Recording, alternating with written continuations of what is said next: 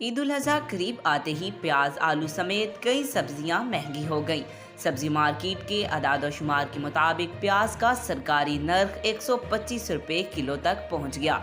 Market में दर्जा अव्वल प्याज 150 रुपये किलो फरोख्त हो रहा है। टमाटर का सरकारी नर्ख 55 रुपये फी किलो मुकर्रर, जबकि मार्केट में टमाटर 80 रुपये किलो फरोख्त हो रहा है। अदाद शुमार में ये भी बताया गया कि आलू का सरकारी नर्ख 75 रुपये किलो मुकर्रर, मार्केट में 100 रुपये किलो तक आलू बेचा जा रहा है। लहसुन का सरकारी नर्ख 350 रुपये, जबकि मार्केट में 500 रुपये किलो फरोख्त हो रहा है। अदरक का सरकारी नर्ख 675, जबकि मार्केट में इसकी कीमत 1000 रुपये किलो तक पहुंच चुकी है।